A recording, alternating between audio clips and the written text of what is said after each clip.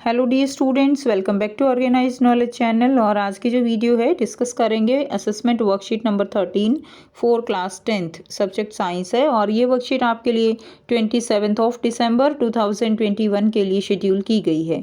आज की जो वर्कशीट है प्यारे बच्चों, उसमें आपको 20 मार्क्स के जो है क्वेश्चंस दिए गए हैं और इसको 2 सेक्शंस में डिवाइड किया गया है। ठीक है, सेक्शन 1 में आपके शॉर्ट आंसर टाइप रहेंगे और सेक्शन 2 में आपके लॉन्ग आंसर टाइप क्वेश्चन रहेंगे। सो वर्कशीट शुरू करने से पहले प्लीज़ चैनल को सब्सक्राइब कर दीजिए, बेल आइकन को प्रेस कर लो ताकि आपको आने वाली वीडियोस की नोटिफिकेशन वो समय से मिल जाए। सो देखिए आज की वर्कशीट में क्या दिया गया है। An atom has electronic configuration 287। एक एटम है जिसका इलेक्ट्रॉनिक कॉन्फ़िगरेशन है 287। Name the period to which this element belong in a periodic table. आपको बताना है कौन से पीरियड से ये एलिमेंट जो है बिलोंग करता है। ठीक है, तो इसमें देखिए 287, इसमें कितने जो है शेल्स हैं, इसमें 3 सेल्स हैं।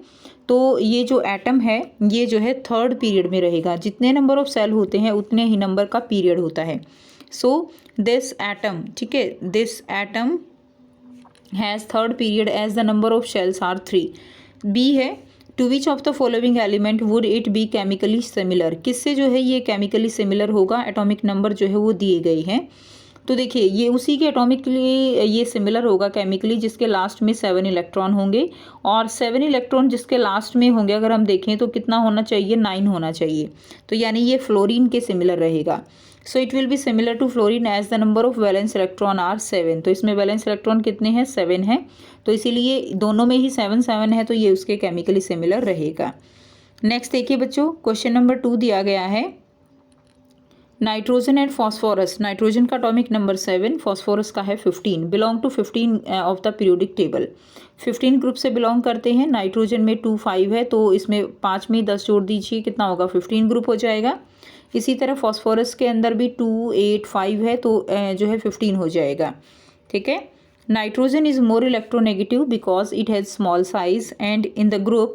अब देखिए नाइट्रोजन जो है ये इसमें क्या होगा, ये ज़्यादा इलेक्ट्रोनेगेटिव है। क्यों है इलेक्ट्रोनेगेटिव, क्योंकि इसका साइज स्मॉल है।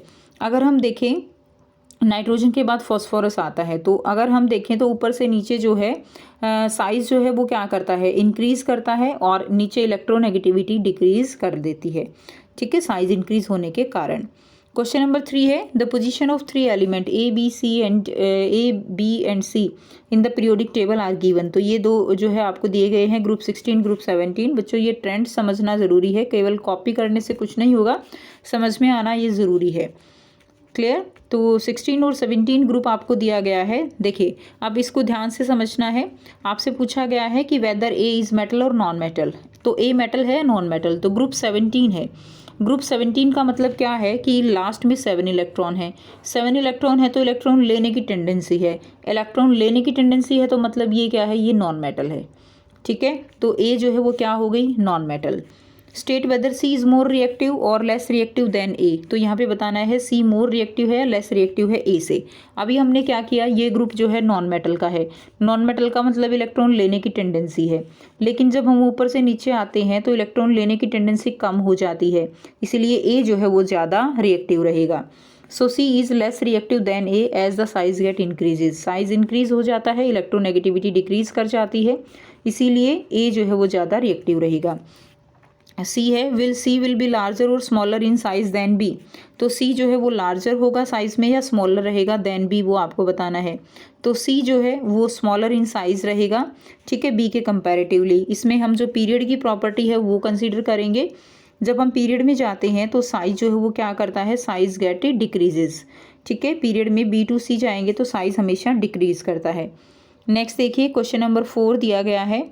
In the modern periodic table calcium जिसका एटॉमिक नंबर 20 है, surrounded by element with atomic number 12 19 21 and 38। Which of these have physical and chemical properties resembling calcium. आपको ये बताना है कि कैल्शियम से कौन कौन से जो है एलिमेंट्स है जिनकी प्रॉपर्टी मिलती है। सो यहाँ से इस क्वेश्चन का आंसर करेंगे। तो इसमें देखिए आपको 12 जो है इसकी इलेक्ट्रॉनिक कॉन्फ़िगरेशन रहेगी 282। उसके बाद 20 है तो 2882 और 38 है 2818A2। तो इन तीनों के ही लास्ट में जो है क्या आता है, 2 आ रहा है ना। तो लास्ट में जब वैलेंस इलेक्ट्रॉन सेम होते हैं तभी उनकी केमिकल जो प्रॉपर्टीज़ होती हैं वो रिजेंबल करती हैं। तो यहाँ पर 12, 20 और 38 ये तीनों जो है एक दूसरे के क्या होंगे, केमिकल प्रॉपर्टीज़ इनकी रिजेंबल करेंगी। क्लियर। सो ये आंसर आप इसमें लिख देंगे। नेक्स्ट क्वेश्चन दिया गया है question number 5, compare and contrast the arrangement of elements in Mendeleev periodic table and modern periodic table. तो आपको जो है मेंडलीफ पीरियोडिक टेबल और मॉडर्न पीरियोडिक टेबल को कंपेयर और कंट्रास्ट करना है, ठीक है, यानी उन दोनों को ही कंपेयर करना है, उनकी कैरेक्टरिस्टिक्स को। सो यहाँ से आंसर लिख देंगे। Mendeleev periodic table, element have been arranged in order of their increasing atomic mass, इसके अंदर एटॉमिक नंबर के बेस पे है। इसमें ओनली 8 वर्टिकल कॉलम है जिनको ग्रुप कहेंगे, इसमें 18 वर्टिकल कॉलम है ऐसे।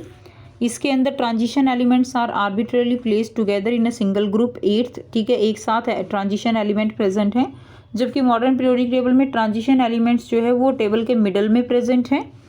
And the inert gas were not known at the time of Mendeleev, Mendeleev के टाइम पे इनर्ट गैसेज जो है वो नहीं थी, ठीक है, जबकि इसमें 18 ग्रुप में रखी गई हैं।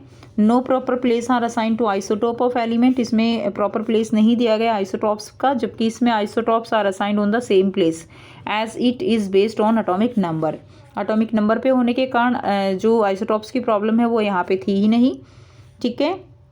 And there are misfit anomalous pair on the basis of atomic mass, यहाँ पे मिसफिट पेयर थे, जबकि when atomic number is taken as the basis of qualification the misfit anomalous pair have been removed. तो इसके अंदर वो सारे pair जो है वो क्या हो गए, रिमूव हो गई। तो ये आपका आंसर हो जाएगा।